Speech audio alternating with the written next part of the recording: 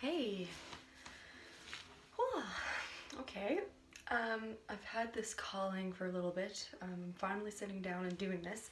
Today I want to talk about breathing and pranayama and what all that means and how to start. And I'm just gonna really do the starting point because pranayama is like a gigantic, it's like yoga. Like there's so many branches, and pranayama is just one of the many branches of yoga.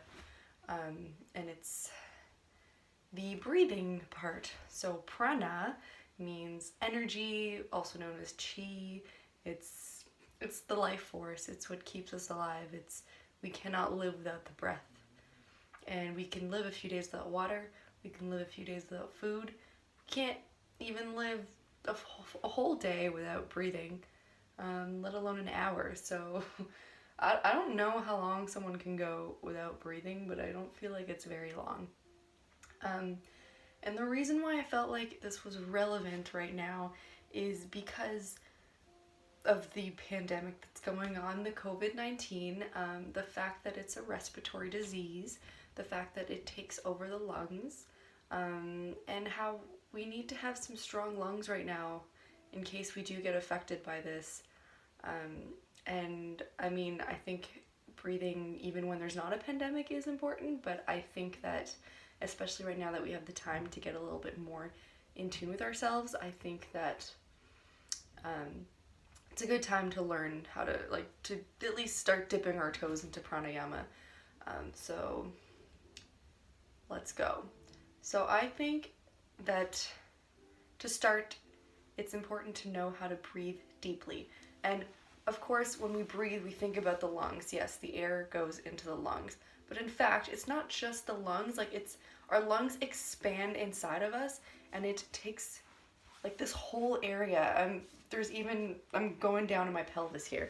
Here, I hope I can show it. All of that, we can use all of that to breathe, and even beyond a little bit. So what's good, or a good way to start, is to use the hands and place them in the places that we want to be aware of. So let's start by placing our hands down here in the belly.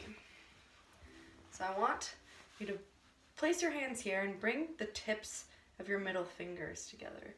And as you breathe in, I want you to fill the belly. You see how my fingertips separate here? It's because I'm breathing into my belly. I'm expanding my chest and opening the diaphragms. There's a few different diaphragms. We're not going to get into that today. Breathe in all the way to the bottom of your belly. So that's the first part of the breathing, down in the belly. So you can practice just a few breaths, filling the belly in, and the belly comes in on the exhale. Inhaling, feeling the belly, exhale, the belly comes out. Or the belly comes in, rather. So the second part is, once we get really good at filling our bellies, we're going to fill our backs. And yeah, you're thinking, how can I breathe into my back? You can breathe into your back. You're going to fill in your belly so much that you're going to want to start filling your back. And that's even before we start filling the lungs. So filling the belly, filling the back. And when you fill the back, it's a very subtle thing. You're not going to feel your back go out as much as your belly, obviously, because you don't have a belly on your back. You have bones and stuff. So it's a very subtle thing, but you're filling in your belly and then filling in the back part of your belly. So you can practice that a few times, just exploring, filling the back part of your body. And then we get to the chest. So put your hands on the sides of your ribs, you fill your belly, your back, and then you start expanding the ribs. So see how my hands go out and in. I'm opening my chest. I'm opening the diaphragm. And then we fill the chest. So you can practice that a little bit, just expanding the chest. Inhaling, the chest comes out. Exhale, it comes in. When you fill out the chest like this, you can even get into the upper back a little bit too. And then once you get all that, then you fill the top part of your chest. So a lot of people nowadays they tend to only breathe up here, and that's something that will cause anxiety. If we're only breathing up here, then we're not getting enough of that life force, that vitality, the energy into our bodies, and then that makes our lungs weaker. So practicing these deep breaths, filling the belly and then the back and then opening the ribs and then filling the top of the lungs, that's really gonna bring in energy and a whole bunch of amazing things into our bodies, bringing in that oxygen. So I would encourage you, if you're interested and if you've watched this far already, to practice this every day.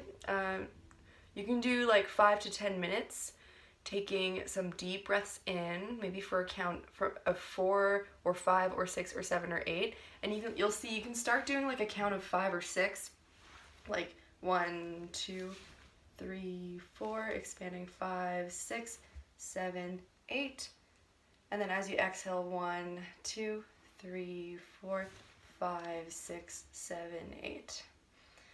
So you'll sort of see what level you're at, and the more you go, the more you'll see you'll be able to fill in more of your body with that air. And by the end of it, when you get really good at it, when you expand all the way up into the top, you can even feel energetically the breath going up through the head and out the crown of the head. And as you exhale, it all comes in. So I hope this was clear. Like I said, pranayama is huge. I could do a video for like an hour on it and still not be done talking about it. So if you have any questions or comments or anything, you can message me, whatever, and I'll try to answer.